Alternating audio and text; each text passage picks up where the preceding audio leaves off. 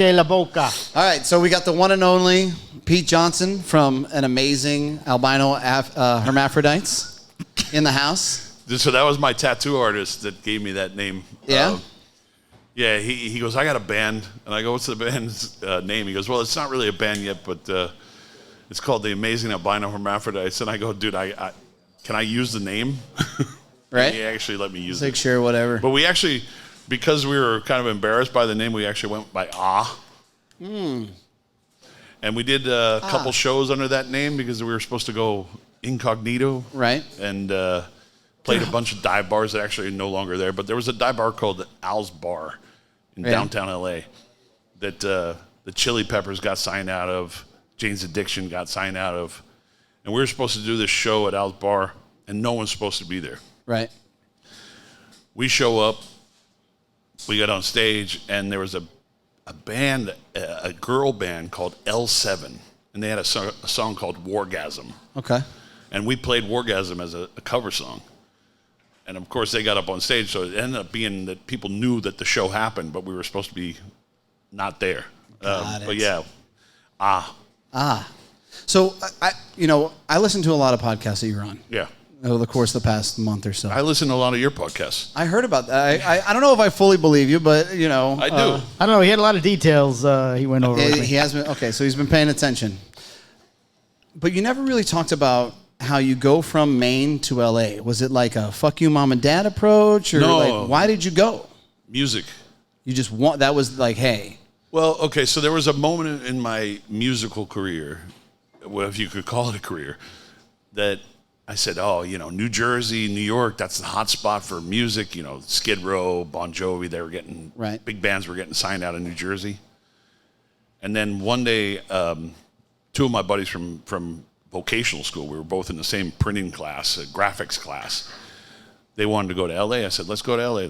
So we went to LA for like 2 weeks, and I fell in love with it. I go, I got to move back. Right. I went home, worked a summer job into the fall, running a print shop for the local college. Made like $3,000 running their print shop. That's cool. And got on a plane and went to LA. So, like, how does that look? Like, do your parents get pissed off or upset? They're like, oh, you just got, no, you go. Yeah, my mom, she told me, and I feel guilty for this one, but my mom told me that when she drove me to the airport, and I was going with a girl I knew from school. Like, she wanted to go to LA, and I wanted to go to LA. We weren't girlfriend and boyfriend. We were just friends. We were both big Duran Duran fans. Mm-hmm. Go figure, me being a Duran Duran, playing heavy metal, hard rock. But I still appreciate the music. So I had to meet with her parents, and they had to meet my parents. Oh, wow. And it was one of those interviews like, well, you're both moving out there together. And my mom drove me to the airport, and she said she cried the whole way home from Boston. She dropped me off at Boston Logan, and she drove all the way back from Boston Logan crying.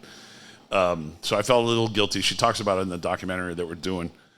But we get to LA, and I get a job working at a print shop because I knew I could run a printing press, and started working at this print shop.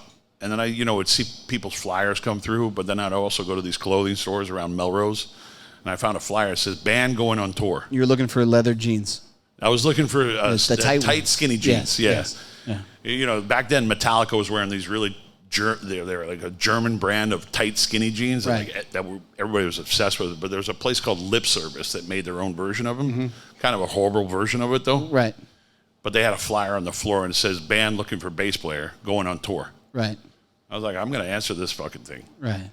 And I called these guys. They came up to L.A. They were out of San Diego. They came up to L.A. We went out on the Sunset Strip that night, and they clicked. They said, you want the gig? And I said, fuck yeah. I didn't know any of their songs. They heard a couple demo tapes that I brought with me.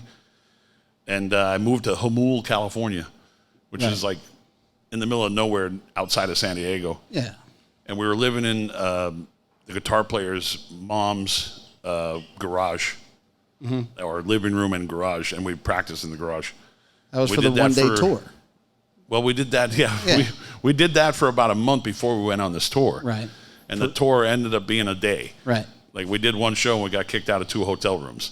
Right. And then the band that we were opening for, their tour manager was stealing all the money from the show tickets. So we're like, we got to go home. Tour over. We go back to San Diego, and they're like, what are we going to do? And I go, let's move up to my apartment in L.A. Right. Because I still had the apartment. I had no money, but I still had the apartment. We went back to the apartment, and the girl I moved into that apartment with, she moved out, and there were 3 girls in the apartment. Oh, God. That she subleased to, like, one girl, and then she subleased to 2 other girls.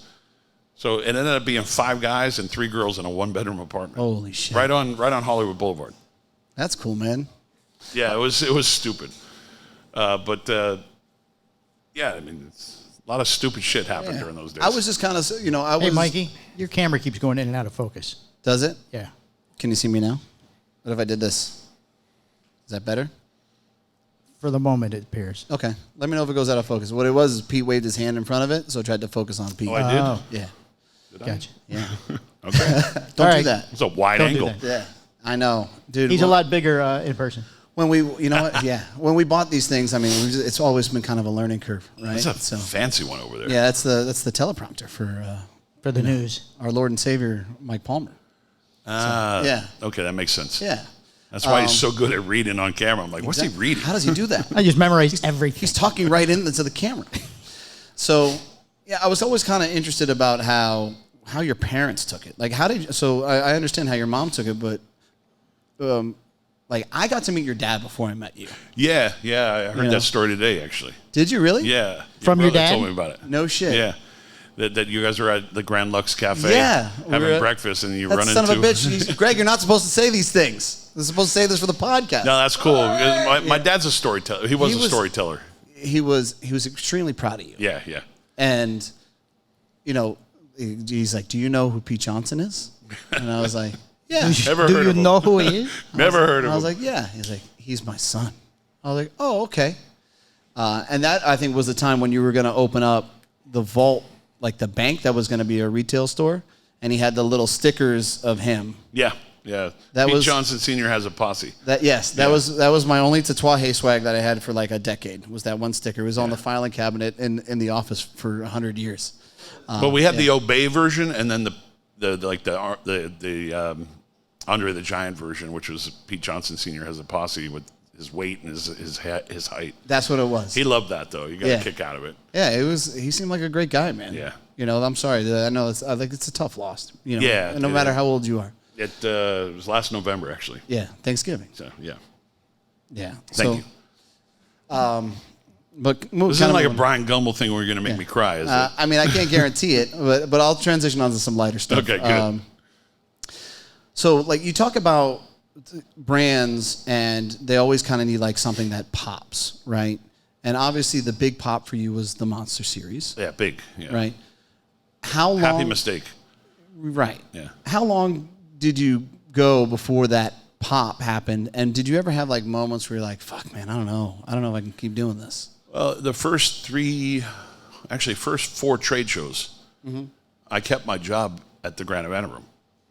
I didn't think I figured I'd go into this whole thing thinking I was going to make an extra paycheck. Right. Maybe an extra scratch. I'll keep my job at Grand Event. This will be helpful for my future. And then by the 4th trade show, it was in Vegas in 2006. We got into the trade show, and I was wearing a blazer with a T-shirt underneath. And I took off the blazer, turned around, put it on the table, and I turned it back around, and the whole booth was flooded with people. No kidding. And I was like, holy shit. What just happened? And I went from like 125 retailers to 350 in like a few days. No shit. And then everybody was coming in the booth going, we want these cigars. I go, you got to get in line, man. Like, right. I got these new cigars from Nicaragua. Right. They're not the same because I want to make something different in Nicaragua, but we have those now that I can get you, but this other stuff, it's available to the people that have been with the brand for the last 3 years. Right. Taking care of the retailers that supported you. And I remember Diana gets from Uptown. Diana Silvius. We knew her as Diana Silvius from the famous brand that she had that was made by Fuente. And I knew her really well, like enough to go, okay, this is a lady I respect in the industry. And she walked into the booth and she tipped her glasses. She had these big glasses, sunglasses. She tipped them down, and I looked at my sales rep and I said, give her whatever she wants. They're like, you can't ignore it. There's a historic store in Chicago, historic retailer, like you can't ignore that. And there were moments like that in the early days that, like, I don't know if you remember the Rumbos in Texas. No. Shit, I'm blanking on the. Well, you're a lot older than me, Pete. Well, no, but the Rumbos. Why am I blanking? In San Antonio. Okay. Steve, you want to help me with this? Keith Rumbo. Well, this is a store name. Why am I blanking? Damn it, Steve. Pete would know. This is really embarrassing, by the way, because I've known these people for a long time. What happens? You know, Club Humidor. Thank you. There you go. Oh, okay. Club Humidor, and I knew about the Colonel. You know, his dad. Right. Like, I knew about him, and the Colonel. If he approved your product to be in his store, that was a big deal. Right. And he called me and says, "Is this Pete Johnson?" I said, "Yes." Who am I talking to? He goes, "This is the Colonel. You know who I am?" I go, "Yes, sir. I know who you are." He goes, "I want to get your product in my store." And I was like, holy shit. Like, those are the moments that you really feel like you made it. You arrived. You've arrived. But it took 4 trade shows. It wasn't like, oh, my God, this is a big success. Right. It wasn't like Dion from Illusione that, he's got his retail store in Reno, Nevada, and he comes to me and says, hey, I want to do this cigar for my store. So I make him a cigar for his store. And then he comes back to me and says, hey, I want to do this as a national brand. This is all in 2005 to 2006. Right. And in 2007, he comes up with his own brand. I gave him the phone number to the factory that I was working with at the time to make that particular cigar. And he comes out with his brand. It gets really quick ratings from Cigar Insider and Cigar Aficionado. And boom, he's a hit the first year. Right. Like, by that time, my brand was doing good because I had legs already a few years. But he instantly popped. So he hit fire the first year. Got it. Took me 4 years. That's still not bad. I mean, we've been at it for about 10 years, and we're thinking, like, any moment now, we're going to do it. Yeah, it's not an overnight thing for a lot of people. Yeah. Dion caught fire the first year. I mean, he had good cigars, and he was maybe overly picky, but but he nailed it and did well with it. But it's not. It just you can't go into this business and think that you're going to make a cigar and sell it. You got to make it for yourself first. Right. If you make it for yourself first, when no one wants to smoke it, you get to smoke all of them. Right. And you share it with your friends that really appreciate what you do.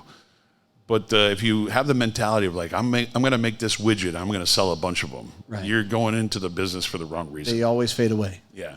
Over time. Okay. In almost every podcast that I listen to. Old and crusty. I like them slightly dry. You always bring up Yanni. Yeah. Is it important to you that she gets acknowledged as the owner of the company? Like, do you feel like that she ever gets slighted in that fashion? Because I feel like you put forth an extra effort to make sure that she gets the respect that she deserves. Yeah, because you know what it is?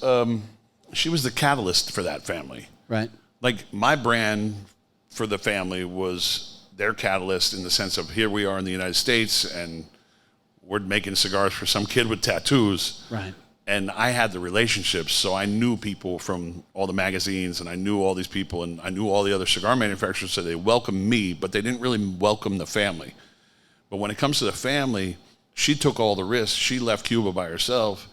So it was important that people know that, like, she was the one that worked 3 jobs, saved all of her money to make sure that her dad could get to Nicaragua, and then they could save more money, and then eventually they could finally get the whole family up to the United States. So people have to know that, like, this is a real, like, family, and also, like, the truest sense that she's really doing a substantial amount of work in the United States for that company. Right. So she has nothing to do with Tatuaje. It's all my father. Right. But people should know that this is a true family business. It's like, Jaime's running the factory, and Pepin's pretty much retired, but Jaime's running the factory, running all the farms, running all the logistics in Nicaragua, but she's doing everything in the United States, and she's got a great team of people that are making sure that happens. So it's important that, this is not a man's industry. There's a lot of great women in this industry, and people have to recognize that. Yeah. So it's always been important, like when there was a Don Pepin cigar and a Jaime Garcia cigar, so that's where La Dueña comes in. I wanted to make her a cigar so she could have a cigar because she was always the one on the road. Right. Pepin and Jaime weren't traveling. She was the one in the cigar stores meeting people. I'm like, you should have your own brand. Right. That's how La Dueña came up. I thought when that came out, man, I thought that was an amazing cigar. Thank you. For sure. I didn't know that you did it, to be honest. I had no idea you blended it. No one told me that. That's Joaquin's She was a fault, big fan of La Riqueza. Okay, that makes sense. And I knew I wanted to kind of do a hybrid of what La Riqueza was. I didn't obviously want to just put La Riqueza with La Dueña band. And I love broadleaf. So screw it. Let's put a little broadleaf in the filler and make it a little sweeter. Maybe a little stronger in some cases, but mid-priming, it's not going to be too strong. Right. But the most important thing was to get something really balanced. And sometimes it's tough to mix that amount of broadleaf to get a balanced cigar. Of course, especially San Andreas. So it took me about a month to get the blend perfectly fine, but then I worked on samples for about a year just to make sure the rollers were, bunching them correctly. When you start using broadleaf in that capacity, you're always worried, and especially when you're not using draw testers. Now they have a few of them. But when you weren't using draw testers, you're always worried that the bunchers are going to overbunch. Especially if it's a heavier cigar. Yeah. Okay, now, you also talk about how you didn't want kids. You didn't want kids? No, I didn't want kids. In my past relationship, I didn't want kids. Eventually, life happens. Right. I become single again. I had no business getting into another relationship. I really didn't want to. But you got the kids. Now I got three boys. You got the package. Yeah. That was a tough transition for me because I wasn't ready for it. Right. I wasn't sure if I was mentally You're not my prepared father, for it. you. Well, yeah. Yeah, and I didn't want that either. The most important thing is, respect your mom. Right. We can be friends, but if you disrespect your mom, we're not going to be friends. Did you ever want more kids after that? Did you ever have a moment where No, you're like, the jokes came up, maybe, let's not. Yeah. So we did dogs. like a light moment, like, okay, and then there's, but that's no, more on your end or more on her end or what? No, that's kind of personal, but okay. no, yeah. Right. But I got it. No, it was never like, oh, we should think about it. No, we joked. And I mean, you had three. There were three there at the time. Let's raise the boys. Yeah. And three boys. And they're good kids. They're good, really good kids. They're Mopar kids. I love that. Yeah. Challenger and a Charger. You do like. I gotta know that. I know everything, buddy. When it comes to, I wanted an interview. They like muscle cars, yeah. Yeah, but he doesn't get the red key. One's got the Scat Pack. Yeah, that's true. The other one gets the red.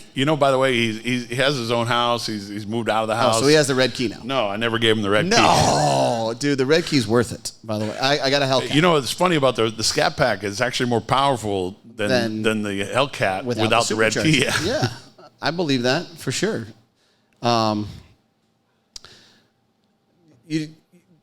You've also mentioned that you don't dug deep, by the way. Damn.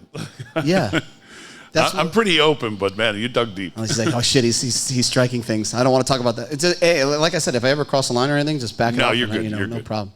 It's all a very innocent conversation. Of course. Am I sweating yet? No. We're going to put some hot wings down in a second. Oh, that'd be fun. Do you want to do this forever? There are moments in the cigar industry that you get frustrated with the cigar industry. Yeah. Alan Rubin from Alec Bradley gave me a quote one time. And Alan Rubin called me one day and said, hey, just so you know, I own this trademark. And I didn't even know how to answer him. I was like, Alan, I had no idea that you had that mark. My cigar is not called that, but I kind of understand what you're saying. Right. Let me do some research. So we met at the trade show. This was 2007, actually. And I said, you know what? You're doing me a favor. I said, I don't think that there's anything wrong with what I did, but you're doing me a favor because people are starting to call it that brand. Right. And it's not that brand. The brand is called Barracu.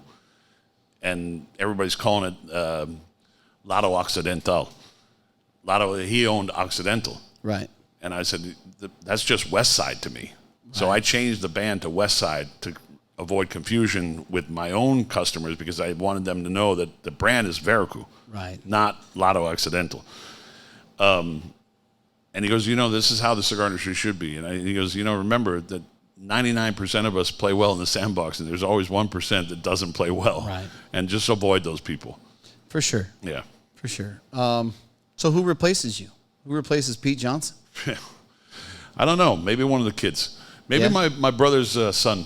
Maybe my nephew. Yeah? Yeah. He's a good kid. He's a junior in college. He really loves the industry. He's digging coming to the trade shows. I always say that, like, I might let someone else run it, but I'm always going to be there making sure they don't fuck it up. Right. Finger on the pulse sort of thing. Yeah, I mean, again, the cigar industry's tough some days. Like, you get frustrated with like the drama. Oh, yeah, there's always something. There's always a drama, and I've been through a lot of it over the 22 years of having the brand. And I saw a lot of drama before I had my own brand. I mean, I was part of some drama that had nothing to do with me, but I happened to be in the Dominican Republic one time, and I got a phone call from a friend that said, hey, whatever you do, don't take a free trip from anybody in the Dominican right now because there's some shit going on. And I'm like, okay. So I learned my lesson. Like, okay, someone invited me down to the Dominican Republic, and I should have never said, oh, yeah, sure, I'll go. Right. I should have said, I'll meet you down there. I'll pay for my own way. So over 32 years in the business, you see a lot of shit happening. And there's some days you get frustrated. And I think more than anything for me is the untruths in the industry. Right. What do you mean? Bug the fuck out of me. There's untruths? Oh, no way. Yeah. Oh, no way. Get out of here. No way. No, no. Never. Yeah, there's just too much bullshit. Mm-hmm. There was a time where, Jesus Fuego? Mm-hmm. Jesus and I became good friends early on when his brand was doing pretty well. And we were like, let's go on a no bullshit tour and just spew all the bullshit. Okay. Like, we're going to tell everybody's fucking lies. Right. Of course, that would have been a bad idea, but there's a lot of it. Like, everybody's got some grandfather, and everybody's got something. Right. And sometimes when you're telling the truth about something, that people are like, "Oh, that's a fucking bullshit lie." I'm like, "Dude, this is the fucking truth." Right. When I first wrote my Black Label story, right, when I went to Cuba, people were like, "Oh, that's a bullshit story." Right. I go, "Dude, it happened." Like, there was a guy in a fucking Schwinn. Fucking lived it. Yeah. He gave me the fucking cigar. Right. It's really simple. It's like, just because I said it's on an island south of Florida, that made it bullshit? Right. No, I didn't want to tell people I was in Cuba. Right. Do you think like those experiences have made you kind of more guarded throughout the past 20 years of you kind of going in the industry? Yeah, you get burned a lot, and you start becoming more guarded and more introverted. Right. Like when I was younger playing music, I wanted to be on stage in front of thousands of people. Right. And eventually I started being like, I love conversational stuff. Right. One-on-one podcasts, one-on-one, conversations. I love that. But put me up in front of a room where I got to talk to a group, I fucking hate it. Right. Like, I don't like the microphone anymore. I used to love it. But I used to be able to hide behind my bass guitar. Right. And my hair. Right. I don't have that hair anymore. I got photos, though. I got photos of you with the hair. Pretty kid, huh? Yeah, you're cute. Not anymore. You got to understand, I'm 120 pounds heavier. Right. Than that photo that you showed me. Right. 120 pounds heavier. That's a lot. I was 145 pounds soaking wet. Holy I'm 265 now. Right. Yeah. Can't eat what you want all the time. And I love pizza, dude. Pizza and pasta. I fucking absolutely love it. Yeah. All right. So, if everything works out with the nephew, hypothetically, like the cigar industry is not what it was 20 years ago. It's vastly different. I mean, at that time, you were new, different, edgy, guy with tattoos. What's he doing in the industry, right? Retailers are different now. Information that's given to us is different now. How do you kind of navigate a kid who has had really no experience with all of that? It's not really about taking over the company. Right. It's really about taking a lot of the things that I do, Right. and managing it so I don't have to do that stuff anymore. So QuickBooks, you want to take over QuickBooks? I do everything. I'm the director of like the servers in my office. I built them. Right. Like the software that we use for the reps, I put that together. Like all this shit. You did the software too. Well, I didn't build the software. I managed I structured it to make sure it worked properly. I made sure that the system was running great, and I'm in that system every morning to make sure that the system's running tip top. Right. Because I have a good guy in Los Angeles that punches numbers every day, but he's also heavy-handed, and he hits the wrong button sometimes, and he's like, I can't talk to the server anymore. I'm like, give me a moment. And I log in remotely. I love technology for that purpose because I can be anywhere in the world and log in remotely to the server in Los Angeles and fix those problems. But it's really about taking away the responsibilities of the bullshit that I do, the day-to-day. Right. Because I'm constantly overseeing certain things, of course. running reports. I would love to spend more time going back to the creative. Right. Because there are projects, dude, that I'm 3 years behind on. Like, oh, hey, when's your jar coming out? It was supposed to be ready for the 20th anniversary. I think it's going to be ready for the 25th anniversary. Shit like that. Right. Like, I don't have time for it because I'm constantly stressing about making sure that the reps are getting paid. Right. You know, like the taxes are done for California. Yeah, you're stuck in the business and you can't work on the business. Yeah. Right.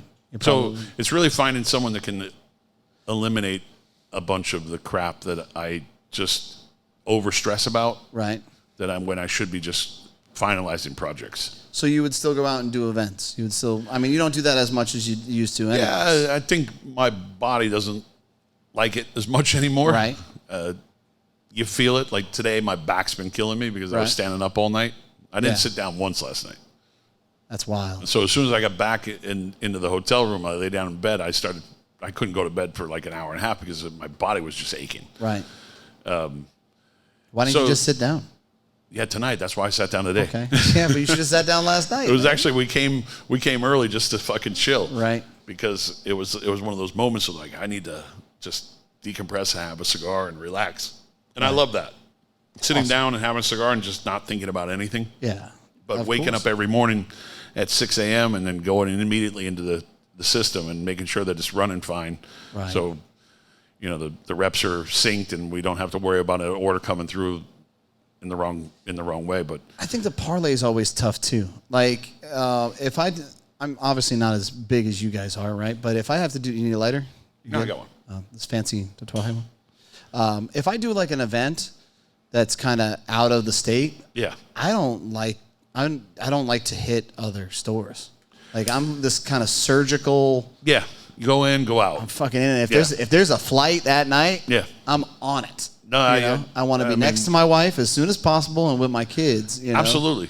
Yeah. No, like I have a sick dog at home. I want to be home with my sick dog. Right. Like, but I know I have to be out there. Right. So I mean, we're driving back tonight because why not? Right.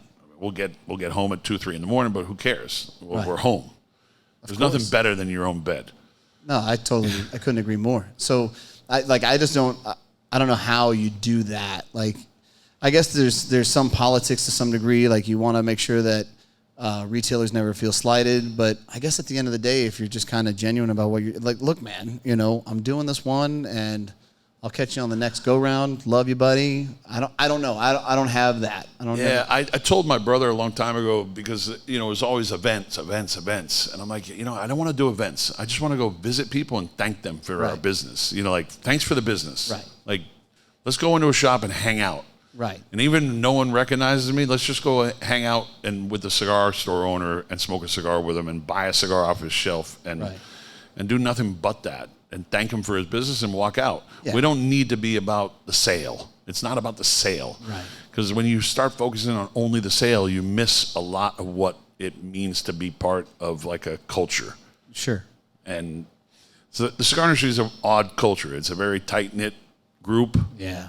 But at the same time, if you make it only about selling that widget, you lose the feel of what it really means to actually put your head down on a fucking pillow at night and actually sleep good. Right. There's so many times that you get out of an event and you feel like, that's not me. Like me is just me hanging out. I mean, you could leave an event and you'd be like, well, that fucking sucked too. Like this Well, was, yeah. like that's always the worst. When you put in your time and your effort and you show up to a place and there's 3 people there and like, the owner doesn't really care or I've done a lot of those events over the years. yeah, that hurts, man. It's just like, Yeah, I mean, in the early days, you figure that no one really knows the brand. Sure. And it's always nice to meet people that have never heard of the brand. I always feel like, there's one more person that might, be willing to try the product. Yeah. So there's always that chance that, for me, always it's like it's a pleasure to meet people that have never tried it. But usually they're like, well, sell me a cigar. I'm like, hey, well, what do you like? Right. And they tell me a certain brand. I'm like, yeah, I got nothing for you. I'm sorry.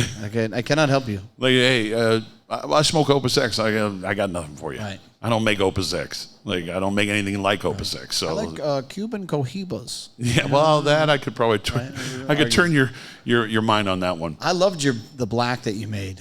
I didn't get to ever smoke the original jar, but then you re-released it in like a plastic jar. It was Yeah, a Corona melamine. Gorda. Melamine, yeah. Melamines. Well, yeah, that thing was fucking amazing. Yeah, that was a big run too. That was a lot of cigars. Do you still make those or no? No, that was a one-time run. One and Well, we done. still make the cigar, Right. but it's now in a box. Gotcha. Box of 20. Still looks the same. Right. Just no longer in the jar. Gotcha. There was a point in time where I realized that I needed to expand that line because it was a good blend, and I wanted people to taste it. What's your favorite size though? Well, still the Corona Gorda Yeah. is one of them, but I like the Cazador in it. Yeah. I'm a big fan of that size, 6 3/8 by 43. I'm a nerd when it comes to sizes.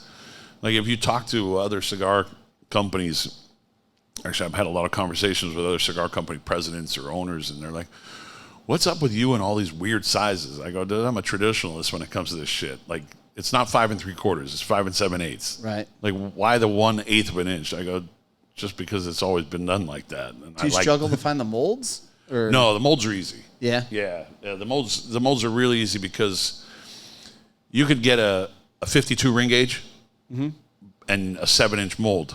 Right. So now all you have to do is cut it down to the right Got size. That makes sense.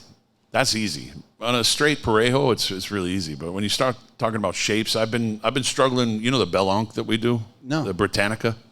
And what's funny is like I don't know nearly as much about Tatuaje as I probably should at this point, right? Because That's okay. So I got one more person then. yeah, you do. And you know what's even funnier is like all the customers that come into our store really don't know a ton about Tatuaje. No, right? it's relatively a small brand in, Right. in But- the grand scheme of if you think about my father Right.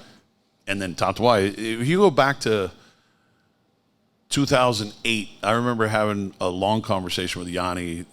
We were both going through marital Right. things that year, and we spent like an hour and a half on the phone just talking about life and talking about business, and we were very open with each other about how sales were, and we were running neck and neck, like the same size company. And then we were pretty neck and neck up until about Cigar of the year. 2012 with Flor de las Antillas. Right. And that was a game changer. That was like a game changer. I remember crying after I heard that they won. Right. Because I was like relieved. You get that moment of like, fuck, I don't have to work as hard anymore because Right. now they're on their own path. But I always felt like I needed to prove myself in the factory and be their best client. But when they finally got the number one, it was like, oh, now you're your best client. Right. Now you don't have to worry about me. Now I can ride in the back of the train and be fine with it. Well, the pressure's on too, right? Because you have to continue to produce. I mean, if there's there's pairs, there's families involved, Yeah. and you want to make sure that you're facilitating that. Right? Yeah. That can be so tough. when I knew that they were going to be their own best client, I was like, this is a fucking relief. So why is it like with the TAA? Because you do TAA too, right? Yeah. So the Flor de las Antillas San Andreas wasn't really announced though on the TAA like press release. No, it's not. It's available to the TAA members first. Right. It's not my brand, so I shouldn't be talking I about know. it. But I mean you're kind But of I know- affiliated. I know the gist of The it. inner workings. It was made available to the TAA members first. Right. And if they bought it all, then so be it. Got it. But it's technically not a TAA exclusive. A TAA exclusive. Got it. Okay. And I don't do the TAA exclusive right now. Right. Thank you. I do a PCA exclusive. Right. My main concern is making sure the organizations the bigger organizations that actually fight in some way for what we do are getting money back. And then I know the PCA, where the money's going sometimes. Right. I have my questions with that one too. Right. And then the CRA. So I make sure my efforts go to the CRA. I stopped a lot of advertising because I wanted to make sure that any excess money that I had from marketing could go into hopefully flipping a little bit of the bill to help pay for a legal bill. Right. So I'm a scale-wise, Tatuaje is the smallest company that's a board member of the CRA. But as a board member of the CRA, and I'm going to say this out loud, ratio, I donate the most. Right. If you have to look at numbers. Right. Like I'm way ahead. That's wild. Yeah. Man. And just because I believe in the industry. Right. I mean, this is all I got. Like right. If, they tell me one day, hey, the FDA is going to crush us and we're not going to be able to sell cigars. Okay, I got a savings, but what am I going to do? Right. You haven't really raised your prices. Nah, I won't. I mean, Miami prices have gone up because I pay the rollers more now. But realistically, Miami prices at this point are competitive. You know what I mean? They're actually cheaper than most Nicaraguan cigars. Yeah. Isn't that wild? Yeah, and I said one time that I'm going to raise Miami prices, and we don't pay tariffs in Miami. Right. So it's one of those things that Miami to me is, for lack of better words, that's my Opus X. Right. That's my special product that I really cherish and I really protect as much as possible because I don't want it to be, I don't want it to be on things like Cigar Page. Right. Sorry, Cigar Page. Right. I don't sell you. I know. You're going to have a big retail store soon. So, yeah, what is 66,000 square feet? Yeah. In Bethlehem, PA. Only to piss off CI. That was it. That was it. That's the strategy. Yeah, well, I don't need to get in the middle of their fight. Oh, yeah, no. Oh. But, yeah, dude, I just, the industry means too much to me to, just not do something. Right. And it's not like I have an excess amount of extra cash, but at the same time, I know what I can afford. Mm-hmm. And if I have to eliminate a page or 2 or 3 or 4 in a magazine to put more money to maybe help, right, I'll do it. But I have my moments of frustration. Right. It's not easy to be in a room with the. I mean, the fucking UTL in itself. Well, that was a pain in the ass. Yeah. And the way that the lawsuits were filed, it seems like shit's messy as hell. Yeah. I decided to take a back seat on it. Right. But I knew that because my father is my importer and my manufacturer, and I could not even register any of my UTLs by myself. They have to. Right.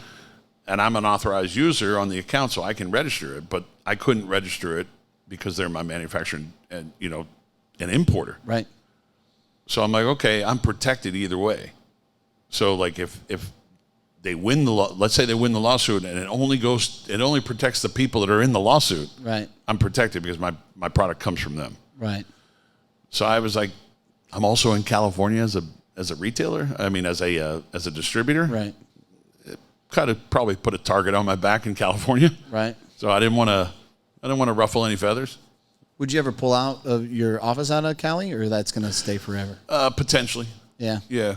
I mean, you're here now. You're in Florida. I'm in Florida, but the retailers. I came from a retail background, so I understand the costs that go into running a retail store, and I understand the frustration of when someone gets a shipment and the shipping is $86 for 14 boxes. It's wild. Yeah. You're like, come on, I can ship that same box for $23. Even if we make $5 a shipment to pay for the box and the tape, right? At least our shipping rates are way cheaper because everything's getting to every retailer in the country within 3 days. Right. So I'd rather do that. But California is tough, man. It's not an easy state to do business in. So. Do you have strategies to when you distribute a Monster Series or something like that? Half goes to Florida, half goes to Cali. Yeah, it's about 65-35 ratio. But now we've been covering Texas also because Texas is within 3 days, either from LA or from Cali. LA or Miami. Oh, sorry. So if you talk about West Texas, you might as well be in Arizona. Right. So at that point, that goes out of LA. Right. So we've been picking up about 70-30. Right. The ratio is 70-30 because we're going to cover more on the east side of the country. Do you like catch shit from retailers of like, hey, where's mine? I see everybody else has got it. I mean, yeah, that's always the trouble because like sometimes the delay in the freight that goes out to LA that gets delayed and we were already starting to move the product from here. Right. But we ship the furthest distance first. Right. And the Florida retailers get it last, but they usually get it the same day, next day, yeah. that the other guys get it that they were shipped 4 days earlier or 3 days earlier. Right. Like the new Boris Karloff, we actually had him sitting in the warehouse in both locations for a week before we moved him. Right. That way we shipped at the same time. And that one we're shipping about 70% out of Miami and 30% out of LA. Because California is still a big market for us. Right. You know, Arizona is a big market for us. That's where you started. Yeah. No, I can't ignore California. That's why I had to register a small portion of my portfolio. It's a big portfolio. It's not for everybody. But there are certain brands we could see that obviously do better there. And we're like, okay, we'll make sure that these ones get registered. And I think the California retailers appreciate it. But I'm like, whatever you do, like at the first of the year comes, make sure you hide all that other stuff. Right. If it's not on my list, just don't put it out. I mean, it's wild that we think that they're gonna go knocking on these doors and going after. You never know. I've lived through it because I actually, when I was working retail in California, when the cigarettes and the flavored cigarette ban came into effect, I happened to have one pack of cigarettes I forgot about in the store that I was working at on the shelf. I think it might have been like some mint flavor, right? Nat Sherman or something like that. I can't remember what it was. Or Al Capone Sweet, maybe it was that. And the guy came in and goes, I'm with the state, and showed me his badge. And he goes, just checking to make sure you have all the tax stamps on all your cigarettes. Okay, and by the way, this is not on the list, so I'm going to have to confiscate it. I'm like, take it. It's one pack. They took it. Oh, yeah, they took it. That's the worst part, knowing that they can come in and just take it from you. Yeah. And this is shit that we paid taxes on. Right. Tobacco tax that we're never going to get back. So, like, that's the fear part for California. Right. It's like the thousands of different brands that you see on the shelf, and maybe half of those are going to be registered. Right. And they walk in and go, hey, we're going to take all this. All this is illegal. We need to take it. And then the fines, like $50, $50, $50. And then if you get another fine, it doubles. And it could go up to like $10,000. And you're insane. like, come on. And they don't even know what they're doing. It's like when the FDA came in, they had no clue what the fuck they were going to do with anything. They just, hey, we're going to collect user fees from you guys. Right. Give us, what is it, 4.5 cents every cigar, 4.5 cents, 4.5 cents. You know, if there's ever a time where the ruling comes clean and it's really vacated, right, and then all the manufacturers go back and say, you were never allowed to take that money from us. We want our money back. Yeah. A lot of money. Well, good luck with that. Yeah. Right? You never know. All right. One kind of last question, and then I'll let you off the hook. No, dude, I'm open. I know this is a hour and a half podcast. Yeah. We're only at 55 minutes. Hour and a half max. Yeah. So Pete Hernandez. Yeah. Yeah. I want to talk about Pete. I prefer Paul and Steve. I'm going to get to Paul. But the reality is that the only reason why we opened back up to Tatuaje was Pete. Yeah. Really? No, there you go. Pete got axed from DTT. Pete from Tatuaje. As you know, like how the world works when it comes to brokers, more often than not, brand builds, and whatever the reason is, you decide to start going to people in house, right? That's usually the most design. most brands do that. Yeah. Right. Yeah. Not me. Yeah, no, not you. And I got Mo. Yes. Everybody loves I love Mo. Mo. Everybody loves Mo. I love Mo before he was Tat Mo. Yeah. Yeah. So, for one, why do you not do that? Listen, these guys I grew up with. Right. I've known them before they were Tatuaje salespeople. Right. I've known them when they were CAO sales guys. Right. I know them where they were working for all these other companies back in the day. They're family to me. Right. And if the numbers are there, why do I care about going in-house? Right. As long as you're good with them getting paid. Yeah, and listen, I joke with Pete all the time. Like stop calling yourself Pete from Tatuaje. Because you're Pete from all these other brands and all these other things. But I only fired one rep. Mm-hmm. Kid's name's Taven Johnson. Good kid. But he ended up doing drugs at an event, and I felt horrible that I had to get rid of him. Right. But he thanks me because he ended up cleaning his life up. Gets his shit together. Got his shit together, and ends up working for another bigger cigar company, and he's doing really well with that cigar company. Actually, I think he won Salesman of the Year 1 year.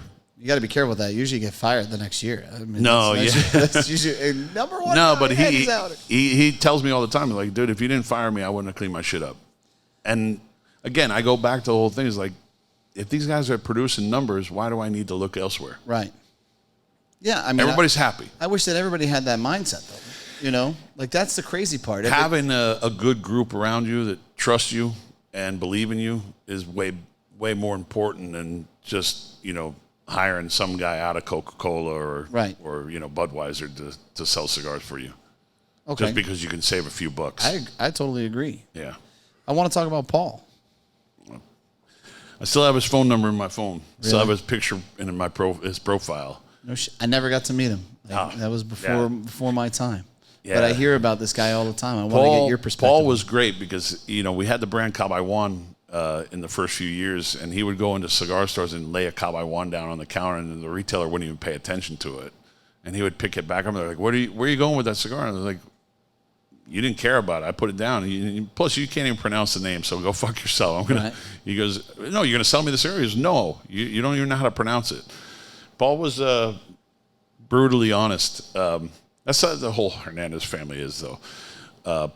Paul was the funniest shit, too, man. He used to do this thing at the Great Smoke back when Abe started the Great Smoke, where he'd bring this machine. He was working for Fonseca at the time. He brought this machine that would, like a draw tester, but it would, he put it in the holster, and then he would light the cigar, and it would puff, puff, puff, and it would perfectly light your cigar. Right.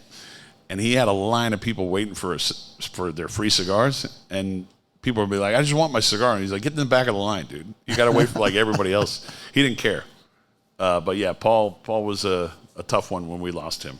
How did you find him?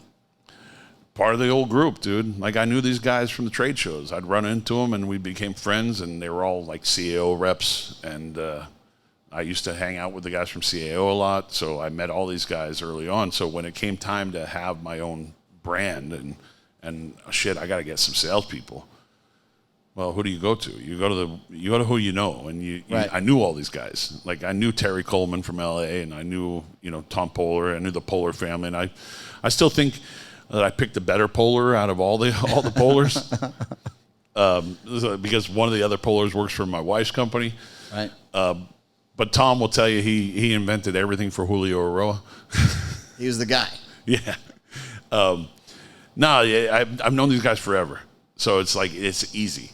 And I usually choose the path of least resistance, right? Because I don't like the stress. Mm-hmm. So sometimes it's just easier to like, okay, yeah, this is gonna work. And like when there was a guy named Ted also that was Tri-State in the Tri-State area, and it was the question was like, we can go in house with these two guys, and Mo and I were sitting at the Holtz bar in Philadelphia, and he goes,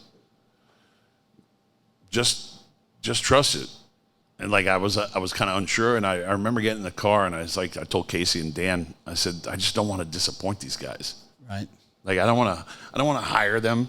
Right. And then fuck it up. Right. So it was like really like, it's easy when you have just a broker because you're paying their percentage. You got to do what you got to do. Right. You go out and sell. You're going to pick up other brands. like I don't want to bring an in-house guy and have him be disappointed. Right. So it was a struggle at first, and then eventually it's worked out great. Right. And Mo's picked up a bigger territory now. You know, Ted passed sadly last year, and we split up the territory, brought in a new guy named Adrian to cover a part of where Ted was at, and then Mo got a piece of that also. But yeah, he's doing great, man. His territory might be a little too big, Right. but he likes getting on the road. So, Do you feel more protective of Pete and Steve because of Paul? oh yeah, yeah, and I like Steve better than. Oh, well, I know you like Steve more.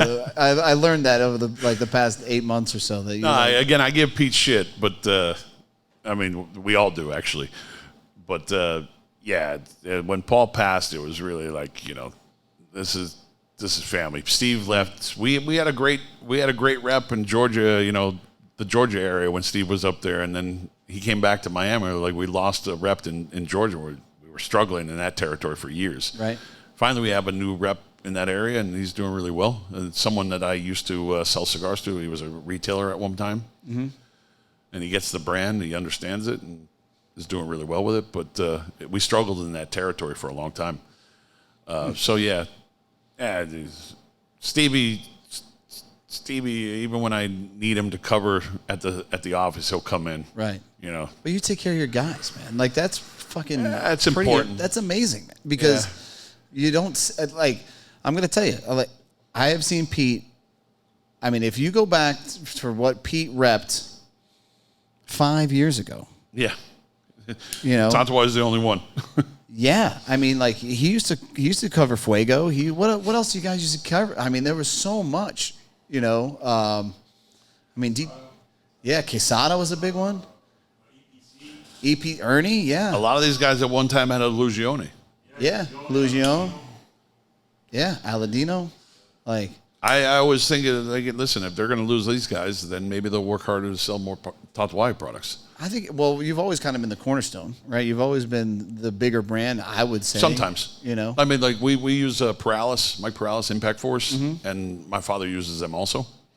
But Mike's, like, family also is, like, it's hard to, like, steer away from that. Right. So, you know, like, definitely my father's the cornerstone for Impact Force. Right. But they do really well for us also.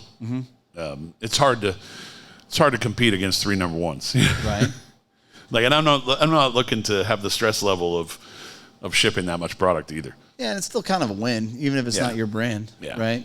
It's what's good for the factory is good for you as well. Ultimately, it's great for the factory, and it's great for everybody that's in the factory. Like, so when Robbie Levin came to the family and said, "I want to make cigars with you," the first thing that everybody talked about was like, "What's going to happen with Tatuaje? He's going to get pushed to the back." Right. And I didn't see it that way. Like, I really, like, Robbie's validating everything that I've been doing. Right. Like, this is a guy that was one of my mentors, and here he is coming into the factory that I help, you know, boost up. This is validating my work. Right. So it ended up paying off. I knew I was always going to, you know, have first dibs at certain things because I knew the inner workings of where the factory needed to shift.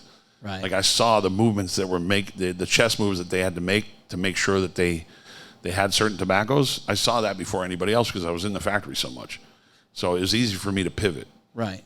Do you ever blend with, hey, we have a lot of XYZ? All the time. Right. This is what we got to produce. Yeah. That's like, smart. Out of necessity, we make small cigars out of necessity. What are we going to do with all that scrap wrapper? Right. You know what that scrap wrapper works on? 4x40s. Right. Yeah. So you make a lot of cigars with a 4x40 scrap wrapper, you know? Was Sextooth in the hung jury too or no? Yeah, no, he wasn't in the band. He's in the documentary though. Okay. Yeah. He's cool as shit, man. I got to talk to him. Andreas is great, man. I've known him for a long time now, and we met later. So by this time I was already in the cigar business, working retail, and I was a member of the Grand Havana Room, and his brother became a member of the Grand Havana Room. Of course, fast forward when I had the brand, he was really supportive of the brand, and I was always supportive of what he was doing with his music. Right. And I still have his original CD that he gave me. But one day, it was one drunken evening on their patio up behind. They live just behind the Comedy Store in L.A. And there's like this back patio of their house that is just really peaceful, and it's kind of like an inner sanctum. Like this is where we just shoot the shit and do nothing for hours and drink wine and smoke cigars. And Andreas doesn't drink anymore, and I was like, I want to use your name for a brand. Nice. He goes, what? I go, dude, I think Sex to be a fun project. Yeah. I go, but it has to be a reflection of you. So we need to go deep and figure out what sizes you like. Like, what do you like in sizes? And I go, I think we should name them after your songs. Nice. And he actually had one size that he wanted to call Fast and Slow. I go, nah, dude, the small one has to be Fast and Slow. Right. Because that small one is actually a little kicker. Yeah. So you need to go slow while you're smoking something you think you're going to go fast on. Was it like a cigar that you built out of necessity to help him out on something? Was he looking for like another revenue stream, or just a fucking legit passion project? No, it's a passion project. Yeah. It's just like when I told my brother, I'm like, I'm going to do a project with Andreas. And he goes, what? Right. And I go, yeah, it's going to be called Sex Tooth. He goes, his stage name? I go, yeah. I go, this is going to be fun. But we're going to make a legit, good cigar, right, and we're going to price it right. It's good. It's damn good. We priced it. The small one, Fast and Slow, is at $550. That's incredible. And the Rothschild's at $750. The 4.5 by 60 is at $825, and the 5 by 58 Bellicoso's at $850. I was super impressed with him because, like, I like to walk. Oh, he's a brilliant mind, dude. Yeah, but I walk definitely on the spectrum. Right, that's perfect. That's probably why I gravitated towards you. Yeah, because like I walk into PCA and I try my best to have like high energy, right? Because it's very easy to get kicked in your dick, fucking thrown in the dirt. Yeah. You know what I mean? So like I go in with a high tempo, right? And I don't even remember what I said to him, but he instantly clapped back at me. I was like, "Oh, I like you. You're all right." No, he's good. Know? He's good.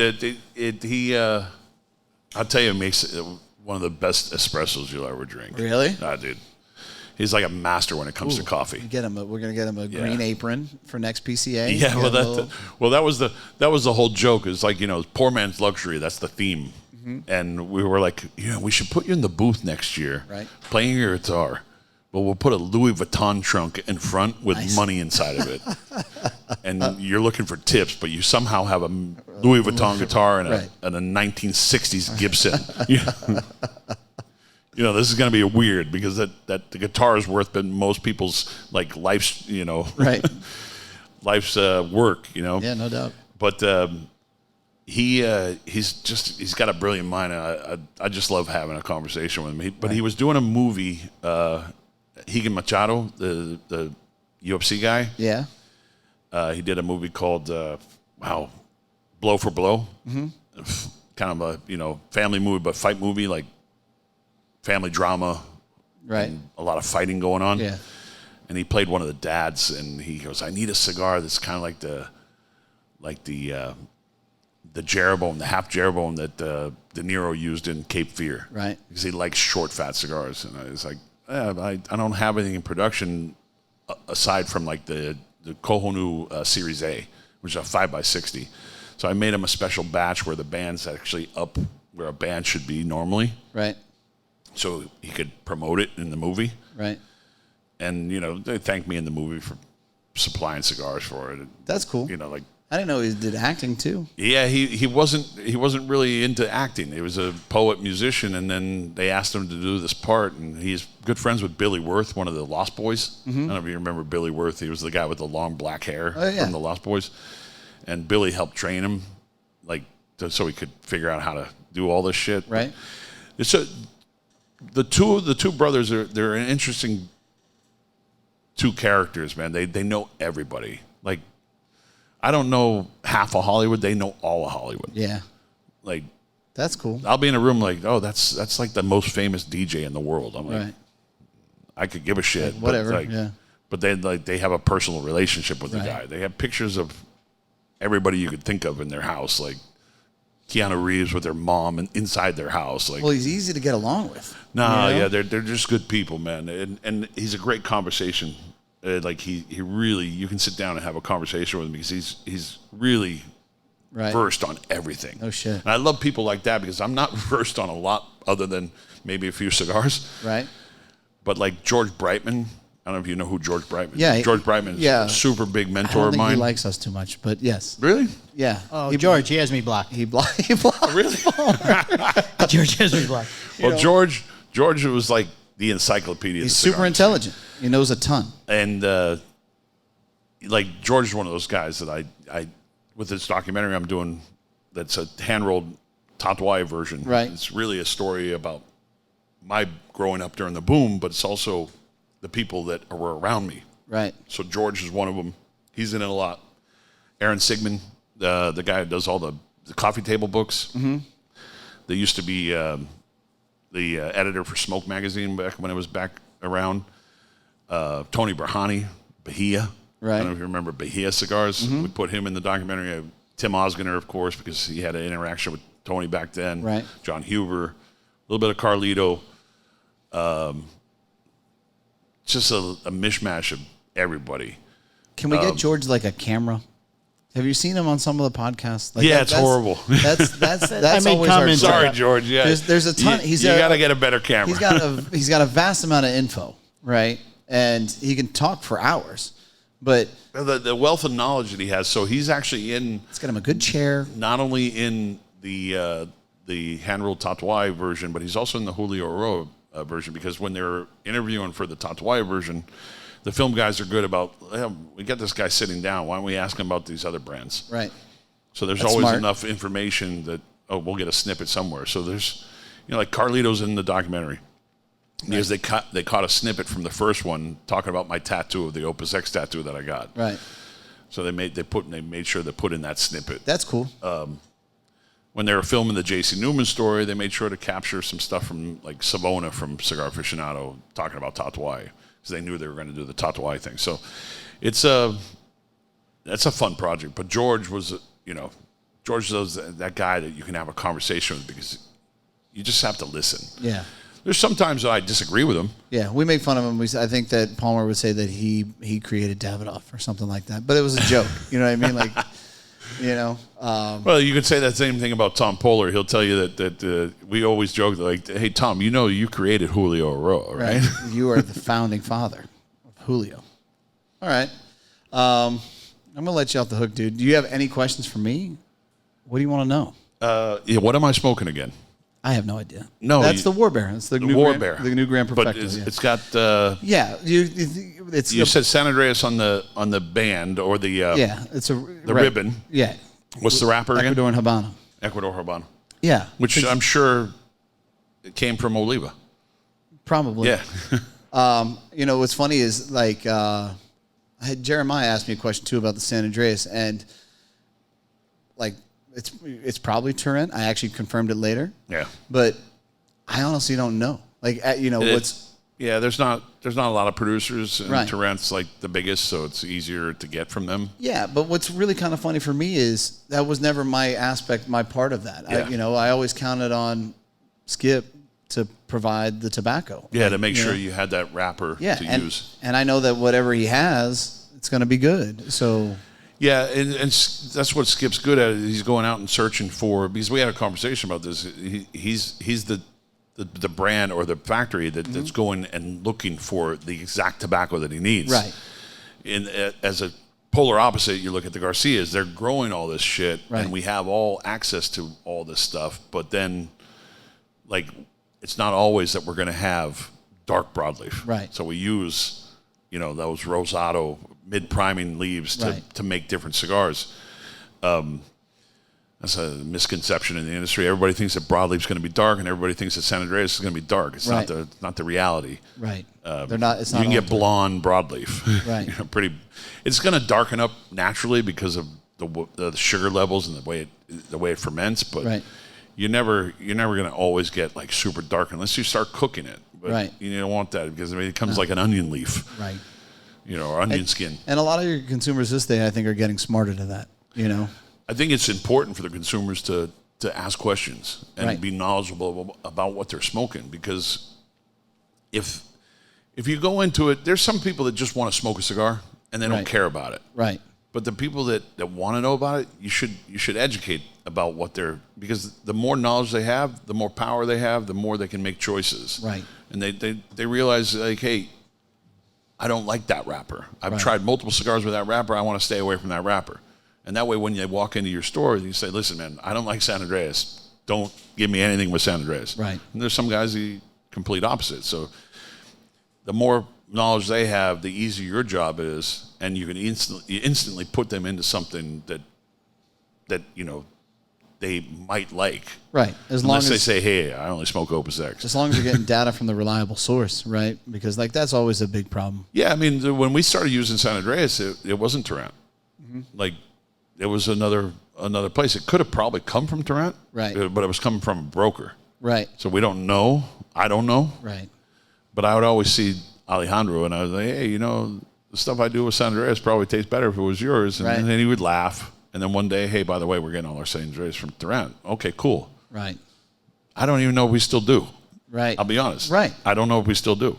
Because there are other people that have access to good leaf. Right. And that's not essentially what you do.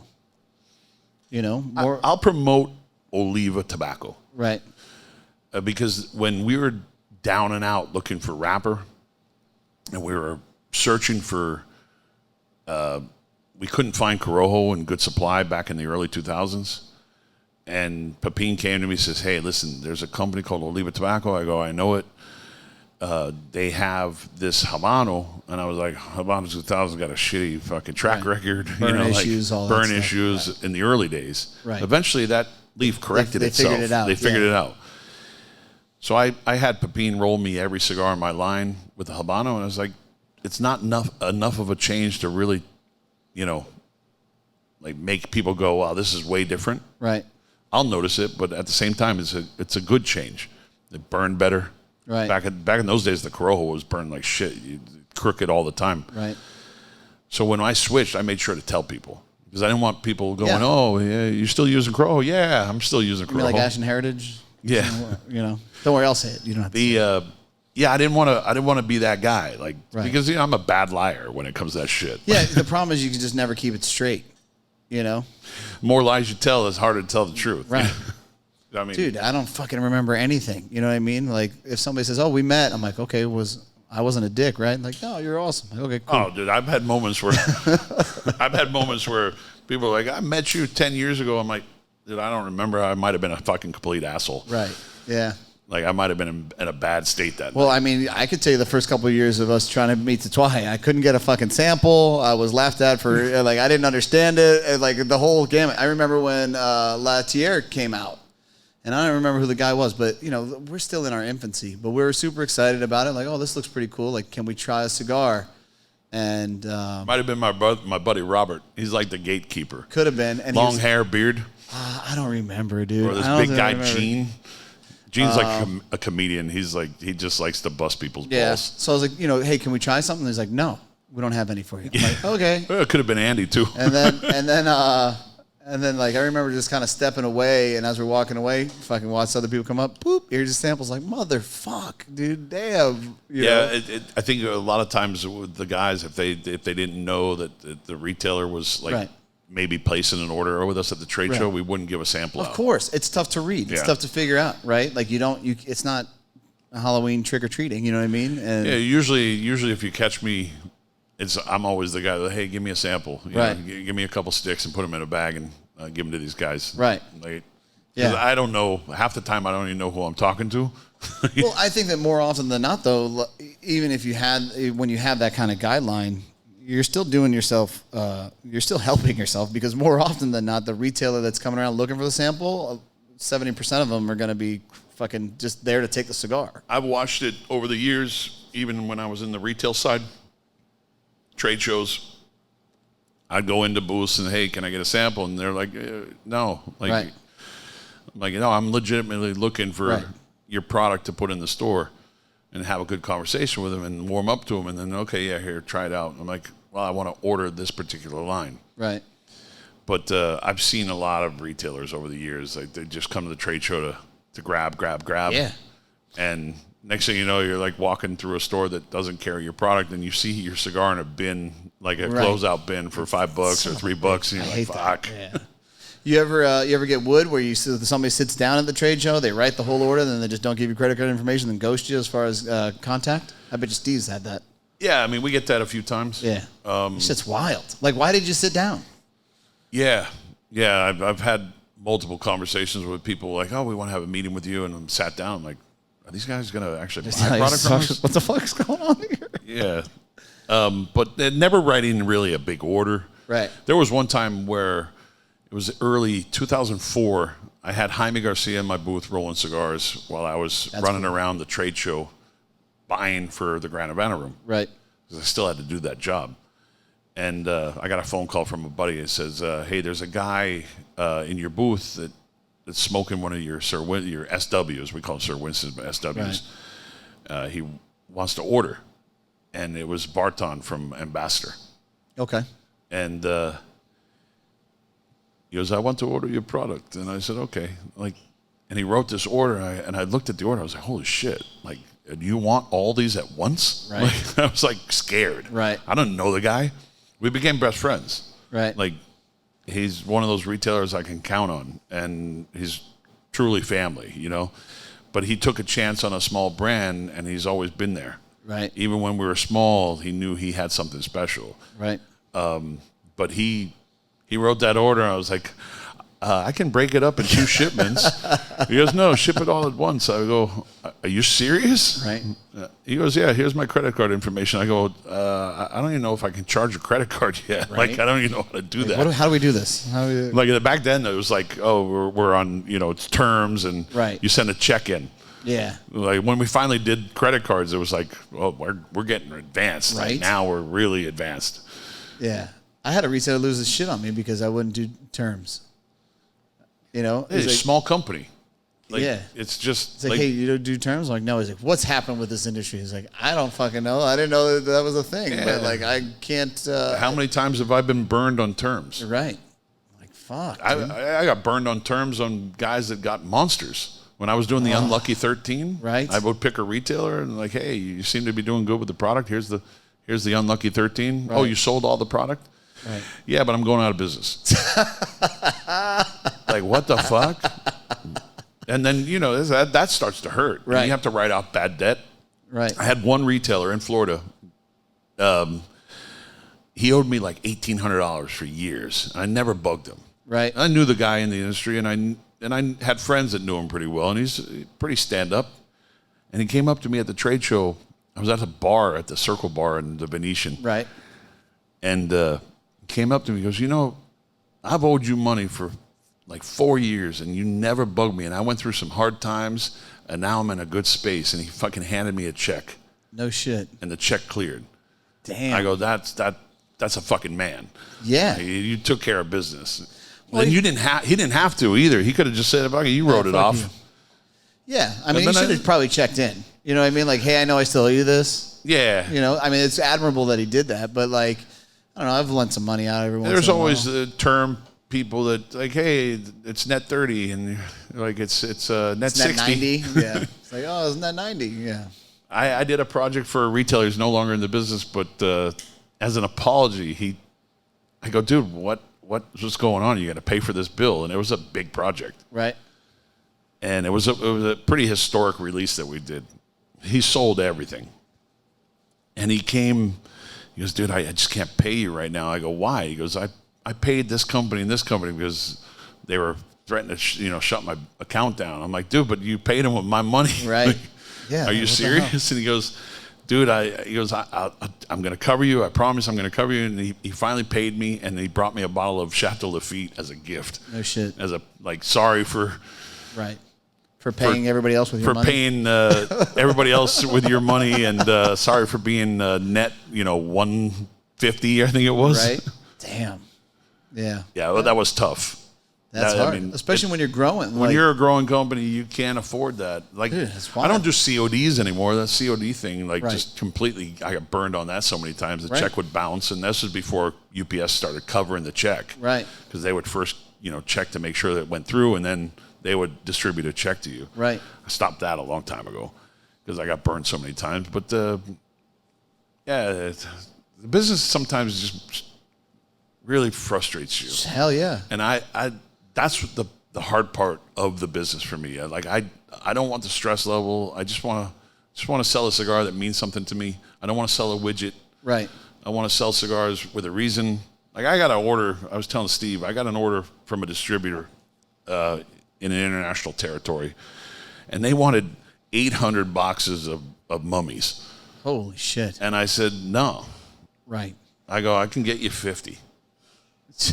That's a big difference. Like I can get you 50. Like, and he goes, yeah, but it's a big order. I go, yeah, but I know they're going to that territory, and there's billions of people in that territory, and they'll probably get lost in that territory completely. But I also don't want 800 boxes of mummies out there that shouldn't have been made in the first place. Right. 50, I can peel off an extra 50, but don't ask me for 800. Right. You come to me and say, hey, I want 500 boxes of the Lancero samplers. Yeah, that's easy. Sure. Regular production. You want 500 boxes of a broadleaf Taino. Sure, I'll make you that. Yeah. But it's regular production. But don't come to me and ask me for something that I need to protect. Right. Because I've been through so many like dealings with people trying to sue me over the name. Well, one particular company, and that I'm like Monster Energy. I'm like, if someone's going to try to step on that, I'm gonna protect it. Right. So I have to be that asshole. Kind of like when Fuente dealt with Opus. Right. With the wine, and they won their battle, and now they own Opus X, and then someone uses anything with X on the box. I kind of understand that they're protecting their mark. Right. X is kind of weird, but right. Anything that it revolves around that, I'm like, okay, yeah, they're gonna do whatever they can to make sure they protect it. So anything with Monster, I'm like all over people. Right. Like I don't want. I think that's fair. I spent enough money on lawyers to protect it and not have to deal with a big corporation that was trying to bury me in legal fees. Right. That and they could have the one that. Yeah. They couldn't have won it. Well, I owned the mark. Drug it out where it was. They could have buried me in legal fees. Right. Yeah. They could have actually sued me. Right. Taken me to court, and hopefully the only good outcome is a judge look at it and go, "This is bullshit. Right. Get it the fuck out of here." I even offered to sell the brand to them. Right. Like that was one moment that I was like, I think they might be trying to get in the weed business or the vape business. Right. Class 34. Right. Tell them it's for sale. I don't need the name Monster. Right. I'll sell it to them. Like, Exactly. If they're willing to pay for it, why not? Right. They didn't bite. They knew they didn't have a case, but then they started trying to go after me for trade dress. Yeah. Trade dress is like colorways or right. symbols. No neon green. Yeah. So I'm like, come on, man. Like, what are we doing? Give me your Pantone color. I'll stay away from your Pantone color. Right. But I'm not gonna. That's wild, man. I think one of the years of the multiple years that they're coming after me with bullshit, it cost me about $50,000. That was 1 year. So damn. Yeah, it's uncomfortable. Yeah, fuck yeah, dude. That's a ton of money. Yeah, so hey, I understand why you're protective of it. Especially that name. Yeah. I mean, Tatuaje, obviously, I register that pretty much everywhere. Well, but you're protective of the coffin box too. Yes. You know, because because no one ever had that. Yeah. No one ever did it, and I'm like, because you reached out to Z. Yeah. He was, totally innocent. Yeah. And he fixed it. Yeah. So he fixed it, and I reached out to multiple people when I did the Corojo line, just with the simple word Corojo. I went to Christian and I said, "Hey, Christian, do you have any rights to the name Corojo on a band?" He goes, "No." He goes, "But that's how the cigar industry should be." Right. The fact that you called me and asked, and then I called a few other people and say, "Hey, you guys have any rights to the name Corojo on a band?" They're like, "No, no one does." I go, "Okay, cool. I'm going to use it." Because to me, it's a seed varietal. Right. And I mean, if someone had it and they had registered it as a brand, then okay, I'll stay away from it. Right. But like I think one of my biggest pet peeves in the cigar industry is when people say Maduro. Right. What is it? Right. Maduro what? Right. Like give me a seed. Oh, and they have Connecticut. Right. They have San Andreas. Right. They have Corojo, and then they go Maduro. I'm like, dude, you left me hanging with the Maduro. Which What one? is it? Yeah. Yeah, no doubt. Is it Corojo Maduro? Right. Is it San Andreas? Is it Broadleaf Maduro? What the fuck is it? Right. Don't leave the consumer hanging either. Like, you told them most of the story. Right. Why'd you leave off that part? Right. Why'd you cut that part out? I mean, there are moments where you say things, oh, it's Maduro. Right. But you tell people the rapper. Who cares? Right. You know? All right, anything else? You asked about the cigar, but that was it. We talked about Sumatra. What was your beef with Sumatra? Because you guys were talking about Sumatra on your podcast. Yeah, for me... And it had to do with La Union. You thought Sumatra was like a cheap rapper. Yeah, so a lot of times Sumatra for me comes across as extremely bitter. And I think that... Maybe in the lower priming. Yeah. Yeah. And, as time has kind of progressed, it's definitely improved. The higher primings are definitely better. There was a moment that Sumatra from Oliva was going through this weird morphing stage. Like something was wrong with the seed. Mm-hmm. And I remember being in the factory in Nicaragua, and Gustavo was there, and Ernesto Carrillo was there. And I talked about doing a Sumatra line, like I did the broadleaf line with a couple of my sizes. Right. And Gus is like, I don't know, Pete, you should stay away from it from right now. It's just not working the same. And I tasted it, and I asked Ernie, I said, have you tasted the Sumatra lately? And he goes, yeah, it's just not the same. So I stayed away from it. Right. And then 1 year, the Sumatra came through, and it was like, okay, it's been fixed. Right. Like now it's ripe. Yeah. But we were also looking at lower prime and stuff back then, and when I realized that I liked the higher priming on Sumatra, I was like, okay, right, this is where the flavor profile is for me. Yeah. But I always say that if you're buying from Oliva, nothing's cheap. Right. Yeah, I believe that too. They're a great rapper. So I give them a lot of props because like. I always make sure that, hey, it's not Oliva tobacco. I mean, it's not Oliva cigar, it's Oliva tobacco. It's a different family. Right. They grow great wrappers, and they were one of those, go back to the earlier story, they were one of those families that helped us get into a new position with Habano. And if you talk to guys like Gus, there's one big reason why a lot of people use Habano, and that was because of Pepin. Like, Pepin was one of the first guys that really said, fuck it, yeah, I need wrapper. Let's take a chance on this Habano that everybody was avoiding. And then all of a sudden, everybody wanted Habano. Right. So Gus would always tell you that Pepin helped their Habano sales in the early days. It's something similar that's really happened with Sumatra. I think you see more Sumatra now than ever before. Yeah, and again, I shifted to Sumatra because something else was being in short supply. Mm-hmm. Like, I always run, like, when I know that there's something going to be in short supply, I'm like, okay, I got to pivot. I got to pivot a little bit, and Sumatra was there, San Andreas was there, and okay, now I know that there's broadleaf, so I'll make sure that there's broadleaf set aside for me to do these projects. But yeah, I mean, you have to pivot. Yep. You just can't go into the factory. Anybody who wants to get in the cigar industry on this side of it, right? You can't go into a factory and expect that you're going to get dark XLs on everything, right? You know what I mean? Yeah. You have to understand what the capacity of the factory has and say, okay, listen, not every cigar can be that color, right? Unless you start dipping it in juice, right?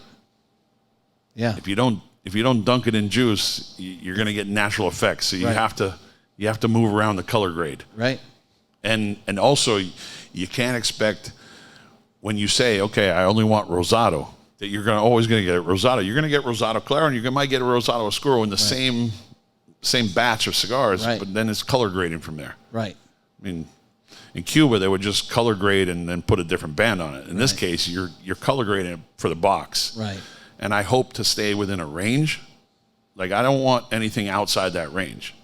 I mean, I'm sure they're the same way. Like, listen, man, try to stay here. Right. But if we go outside too far and it's too much, then it looks like a different cigar. Right. And there's been moments of like, hey, listen, the wrapper that you put on the cigar was too dark. It's not supposed to be that dark. What am I going to do with it? Right. I'll call it Reserva. Yeah, that works. But it's still a Habano. It just happens to be a darker priming of it. It might taste a little different too. You know that wrapper we use on Kohonu? That's actually the same wrapper that we used on that because it's the higher priming of Habano. Right. But it's not supposed to be that high. But they accidentally rolled 1,000 sticks with that higher priming. Right. So either you smoke them all or you decide to do a project with them. Sell them to a retailer. Say, hey, listen, man. I got this limited run. It's a small run, but it's all it is a color grade. All right. Anything else to add before I let you go? You got 5 minutes. Is there anything you want me to say? No, not at all, man. I honestly do. I appreciate the wine tasting. Yeah. This was a lot of fun. I wanted, my brother and I wanted to do something different for you, right? I wanted you to have a relaxed atmosphere. I wanted you to be around, customers that wanted to be around you. And, we always try and make something different. Yeah, and it's smart. Yeah, you got to know your audience. Yeah. I didn't want you standing up for 6 hours. Thank you. The sit-down wine tasting was nice. Yeah, peddling your cigars and stuff. I mean, I think that I just wanted it to be more comfortable for you. So I wanted you to have a good experience because, again, we've been in the industry for like 16 years, but we haven't really cultivated a relationship. Yeah, So, No, this is good. Yeah, I thought that this would be cool, and I promised Steve. So you didn't get to keep Johnny Tobacco Nut, by the way? No, I got a big one up there, though. Oh, you do? Yeah, but you didn't keep the one that you had to train because I thought you were actually taking that. I was gonna take it, but like Matt looked at me, he's like, "Dude, this is for." I think it was for San Antonio. Club Humidor. Yeah. And he was like, "You can't," because I had a car. I'm like, "I just throw this in the fucking why Grand not? Cherokee. Yeah. Who gives a shit?" I was like, "Okay, fine." So, but yeah, I mean, I had fun with that, going around and. Dude, I actually thought you were really taking it home. Yeah.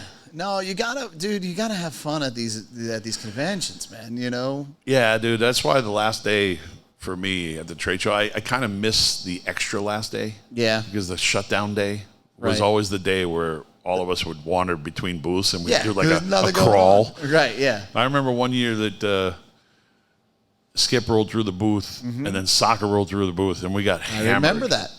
That wasn't that long ago. No, it was like 3 years ago. Yeah. We were hammered. Yeah. Because we're awesome. I hate checking bags, so I'm like I'm not fucking checking a bag. Right. And we got to drink all this booze, and we had like 3 bottles of whiskey. Yeah. Destroyed. Yeah, that was really cool, man. Because I was there. I walked into it. Eventually, I left. I was like, I'm not staying for this. Actually, some guy that I'm blanking on his name now, but a friend of Saka's, and he wanted a certain cigar made from Saka, and Saka agreed to it while he was wasted in the booth. And he thanked me the other day. I think it was Jeff. Yes, Riverside. It was. Yeah. He goes, "Thank you for that, by the way." Yeah. He goes, "Saka made him, and I sold out of them real quick." Frog juice. Yeah. There you go. Yeah. Yeah, I mean, I think that's important at the shows, dude. We got to have a good time, man. There's just too much shit going on. Yeah, too many people against listen, Skip and I at one point we didn't have a good relationship. And I'm happy that it's actually turned into, a very cordial relationship because I don't need the drama. Right. There are some people out there that create too much drama. Right. And I try to avoid them at all costs. He's one of the greatest guys I know, man. Yeah. He will give you the shirt off his back for you. Very cool. And You've had a long relationship with him. I mean, the fact that you guys started back when before you were in Esteban's house. Yeah.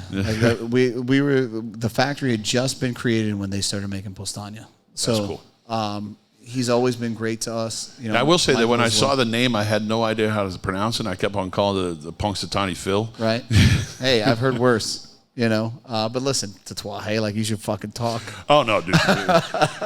Trust me, I've heard the worst translations of that word all over the place. I just say tattoo, but if you can even try to say it, if you even ask for it, thank you. Yeah, I invited my friend out tonight.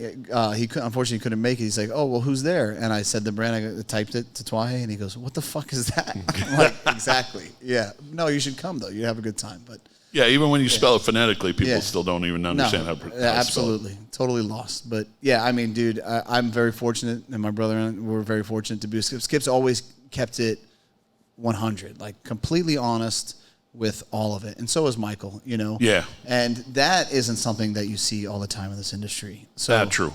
I mean, it goes back to the family. Right. They could have ditched me a long time ago. Right. I mean, I'm in a different position now. Right. Obviously. But in the early days, I was their fucking worst critic. Right. Like, I was on them about everything. You set a standard. Yeah. You know, and that's probably why they helped become what they are. That's when they got Robbie coming in. I said, you can't fuck this up. Right. Because he's going to put you into a different level. Right. So you have to make, and he's got Fuente already making cigars. You Right. can't do anything to fuck that relationship up.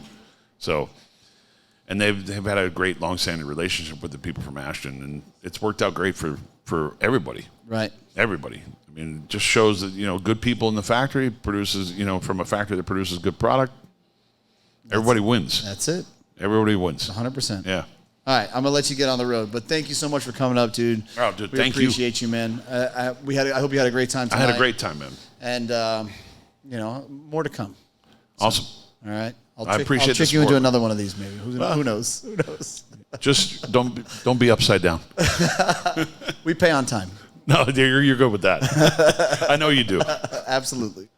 Thank All you, bro. Thanks, guys. Thank you. Thank you, guys.